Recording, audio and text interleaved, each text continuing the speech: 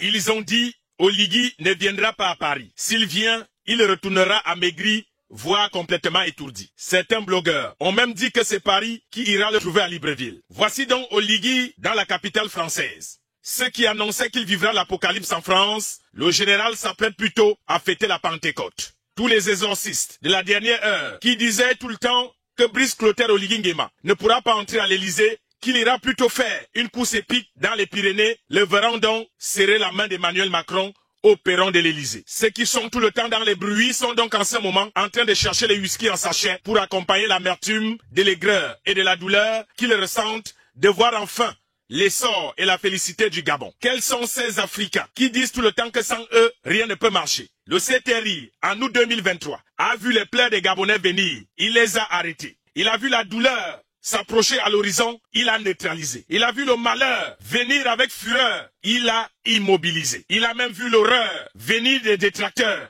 il a complètement tout normalisé. Tous ceux qui se plaignent du comité de transition pour la restauration des institutions au Gabon ont visiblement un problème de mémoire. Il y avait quoi avant? Flashback en 2016.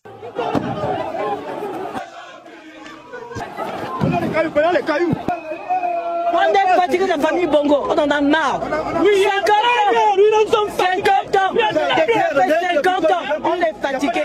C'est pour ça qu'on revendique. Finalement, comme qui dirait, la raison est hélène et l'émotion est nègre. Que voulons-nous vraiment à la fin? Voici des gens qui ont limité la casse de la mort après l'élection de 2023 au Gabon. Mais il y en a toujours en Afrique, même quand on leur sauve de la mort, ils veulent toujours vivre à la morgue. Ceux qui continuent à organiser des messes de minuit pour venir faire des bruits à l'Élysée devant Oligui doivent savoir que le peuple gabonais n'est plus dupe. Make noise est devenu make choice. Voulez-vous revivre la fin?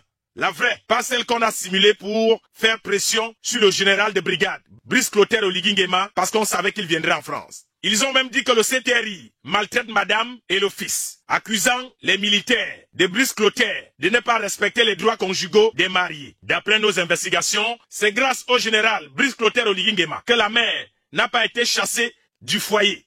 Monsieur le président de l'époque, tellement remonté contre elle qu'il a fallu l'intervention de l'actuel président de transition au Gabon. Avant de décoller pour Paris, Brice Clotaire Oligui Nguema a dit face à face à l'ancien président d'arrêter son show de grève de la faim. Nos investigations révèlent que le général lui a rappelé que c'est grâce à lui que son honneur a été préservé quand il a découvert que sa femme avait recruté 2 nettoyeurs de toiles d'araignée souterraines, l'un qui habitait au cabinet de la présidence et l'autre au ministère de la Santé. Pendant que monsieur était en mode AVC, madame était tout le temps en mode DVD, dos et ventre dehors. Pour ceux des Gabonais de la diaspora qui trouvent que le CTRI exagère, Brice Clotaire Oligui Nguema avait pourtant dit, lors de sa prestation de serment, que tous les Gabonais dissimulés dans le monde entier qui ont des talents de revenir les faire valoir au pays. Le président Macron, président de la République française, 7e puissance du monde, sait que l'armée gabonaise a évité un bain de sang au Gabon, qu'elle a sauvé le pays du chaos politique. Un pays qui pendant 3 ans a été dirigé par des décrets Papa Madi,